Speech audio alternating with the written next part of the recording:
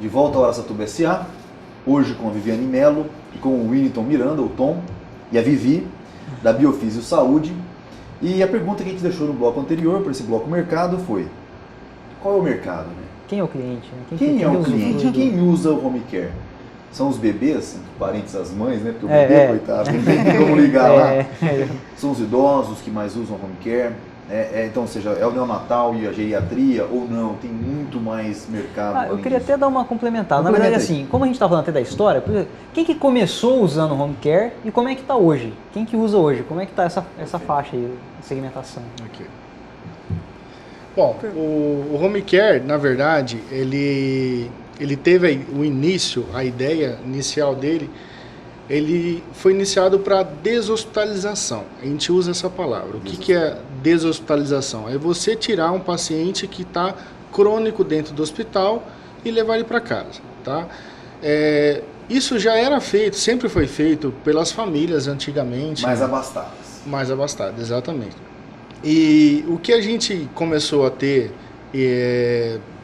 desde 90, de meados de 90 para cá, foi onde que surgiu o home care aqui no Brasil, foi que a inserção desse serviço nos planos de saúde. Tá? O que abrange isso daí? São os pacientes que vão precisar de um cuidado pós a alta do hospital. Esse cuidado pode ser feito de várias formas. Tá? Por exemplo, um paciente ele fez uma cirurgia que vai ter que fazer um curativo. Tudo bem, ele vai ter um home care de curativo. Então, dessa forma, a gente pode pensar que quem que utiliza? Desde a criança, do neonato, até o idoso. Toda a faixa etária. Mas no caso de vocês começaram com que perfil de cliente? Então, a fisioterapia especificamente já é uma coisa, é um plano que trabalha mais nas doenças crônicas. Tá. Né? Então, sendo doença crônica, são os mais idosos. Vocês começaram com esse público. Com o público mais idoso. O público mais idoso. Tá. Porque o intuito em casa é mais a parte respiratória desses pacientes, que são pacientes com problema respiratório, pacientes que utilizam ventilação mecânica, que são aqueles que respiram por aparelho, que dão suporte à vida. Então, doenças que a gente chama neuromusculares, são doenças que afetam a parte muscular e a parte do sistema nervoso, que não tem condução de manter a respiração da pessoa. E hoje em dia, antigamente, o que fazia com crianças nessas condições de doenças patológicas, que as crianças não conseguiam respirar sozinha, ou doenças que a gente não conseguia definir o nome, e as crianças moravam no hospital, passavam anos lá, principalmente no Hospital das Clínicas em São Paulo, entre outros. Elas ficavam lá, moravam no hospital e a família visitava. Hoje, não está sendo dessa forma. Existe um programa, tanto pelo SUS quanto pelos planos de saúde, né, se a pessoa tiver, que essa criança vai para casa e recebe todo o apoio necessário. Se for necessário montar uma UTI dentro do quarto da criança, é montado. Hoje já tem condições para se fazer isso. Tem condição para se fazer isso. E a criança tem todos os envolvimentos dentro da residência. Você estava dizendo um pouco antes, no bate-papo nosso, que a Nathalie usou o home care em São Paulo, assim, já adulta, quando quebrou a... Não, eu acho que ela ficava muito no computador, na época de mestrado e tal, então tinha problema, então fazia fisioterapia em Ou seja, não é só bebê e idosos que podem necessitar de um home care. Em toda a faixa etária, muito provavelmente. Sim, sim. Porque a questão, me tira uma dúvida, assim, agora técnica. Técnica e de pai fresco de novo. Visitar o hospital, tem gente que não gosta de entrar no hospital porque periga não sair de lá de dentro, né? Mas existe uma questão técnica importante sobre isso, que é a questão de lá é o lugar onde todos os doentes se encontram.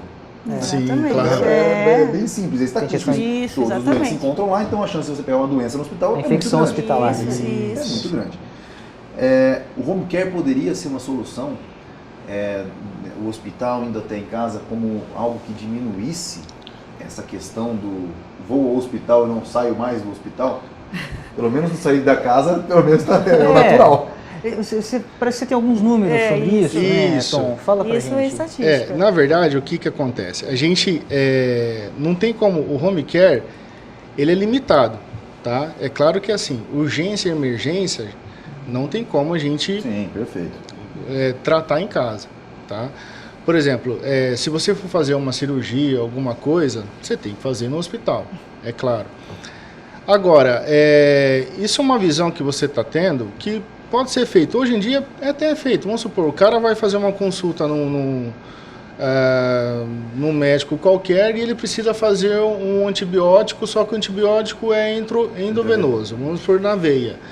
Ele não precisa mais ir no hospital para poder fazer isso aí. Ele pode acionar o convênio dele, dependendo do convênio. O convênio manda até alguém lá na casa dele, onde vai fazer isso na casa dele. É muito melhor para o paciente, para melhor diminuir o custo do convênio, diminui também o índice de infecção hospitalar e tudo mais. Isso daí é muito melhor. E fora que, quer dizer, a gente reduz a demanda por leitos. Isso. Porque essa é uma questão crítica Brasil. Né? Você vai se entregar uma coisa grave, não tem leito. E às vezes Tanto Kaique, que a Viviane já abordou até um assunto, que depois a gente ia até falar isso daí. O governo federal, ele lançou, a partir de 2011, do ano passado, um programa que chama-se Melhor em Casa, tá? Visando isso aí, diminuir a deshospitalização ou melhorando os leitos dentro dos hospitais públicos, ou melhorando, cedendo mais leitos para os pacientes. Eles estão fazendo um programa de home care do SUS. Tá? Nossa, legal. É um programa... Chama Melhor em Casa. Vamos deixar eu falar mais disso no Tendências, pode ser? Legal, Tendências, perfeito. aí a gente é uma coisa que está se querendo trazer para cá, sei que tem um projeto. Isso, a gente navega exatamente. nessas Agora, áreas. eu tenho uma dúvida, como que funciona o mercado nos grandes centros? O mercado do home care? Então, nos Por exemplo, grandes... São Paulo, onde vocês trabalhavam lá. Então, Anda sozinho. o que acontece? Geralmente nos grandes centros, os grandes convênios lá, eles têm os hospitais próprios, né? Tendo os hospitais próprios, eles têm os home care deles mesmo. O que acontece? O paciente entra lá, a triagem é muito mais rápida do que é feita, vamos supor, num hospital daqui do interior, de qualquer outro local. Sendo a triagem muito mais rápida, o encaminhamento pelo home care da própria empresa é muito mais rápido. Tá? Geralmente é feito mais rápido. Mas, geralmente o que acontece? O paciente entra no hospital, ele excede, quando a gente fala de exceder uma faixa limite de tolerância dentro do hospital, é acima de 15, 20 dias. Esse paciente ele começa a ficar mais crônico. Esse paciente é mais suscetível a infecções hospitalares e tudo mais. Esse paciente ele tem que ser investigado com mais calma e aí ele pode ser investigado pela equipe do hospital para poder ser encaminhado para o Geralmente o hospital tem uma assistente social que faz isso. Quando o tempo de internação está passando de mais de 15 dias, esse paciente já é triado pela assistente social para ver assim, o porquê desse prolongamento da internação e será que esse paciente tem possibilidade de home care? Vamos avaliar. E aí ela vai conversar com o médico assistente do paciente. E aí esse médico assistente ele já vai estar orientado nos grandes centros a fazer o pedido, porque o home care ele só pode ser solicitado com um pedido médico. Só o médico que pode fazer o pedido para home care. Porque tem uma questão de responsabilidade muito grande. Exatamente. Isso aí, eu acho que talvez seja uma das maiores polêmicas do mercado. Né? E às vezes, talvez no interior, isso não seja tão com essa facilidade toda, como é no grande centro, porque talvez a gente não tenha essa política, assim, essa facilidade do médico, esse conhecimento do médico sobre o home care. A própria estrutura, porque assim, é um mercado jovem. Sim. Eu diria que adolescente, adolescente, pré-adolescente, né? Surgiu no mercado, 16 anos, não é criança. Muito criança, em termos de mercado. Matutando números aqui para fazer uma pergunta para o próximo bloco. Porque assim, ele é um mercado, né, criança, pré-adolescente aí, mas é um mercado que já fatura aqui no Brasil de cerca de 300 milhões, né? Você tem essa informação. Cresce aí você tem informação de 9% ao ano. Eu pesquisei aqui na internet, em um blog específico aqui do segmento, está me apontando 15% ao ano de taxa de crescimento. Exatamente. Uma baita taxa de crescimento, né? E, quer dizer, então, é muito jovem para se ter toda essa capilaridade, principalmente quando se fala do interior. Agora, assim, uma coisa que eu achei muito interessante, ainda falando do aspecto mercado, é essa questão da deshospitalização e da redução de custo. Porque os gastos com saúde hoje são os principais da família brasileira, né? Qualquer tratamento particular hoje pô, vai, né? Você abre a torneirinha ali, é difícil fechar. E fala um pouco sobre que tipo de redução, qual que é a ordem de grandeza da redução que o home care pode proporcionar quando ele é aprovado pelo médico, dentro das condições adequadas de segurança. Então, a ordem da grandeza dos gastos, para falar estatisticamente, diminui os gastos de 30% a 40% do que o convênio ou mesmo o governo gastaria dentro do hospital e em casa ele diminuiria esse gasto de 30% a 40%. Por quê? Porque no hospital ele vai estar pagando a hotelaria desse paciente, ele vai estar pagando o procedimento do técnico que vai atender, a visita da enfermeira que vai até a fazer a avaliação, o profissional, o fisioterapeuta que atende o paciente, ou nutricionista que vai fazer a dieta do paciente, a pessoa da nutrição, da copa que vai servir a parte Todos esses serviços são cobrados. Todos. Então, não é só ele ficar lá deitado no leito, às vezes o paciente recebe oxigênio, o oxigênio por hora, tantos litros por minuto, tudo isso é cobrado. Então, isso na residência, quem vai fazer o serviço de hotelaria na residência? A família.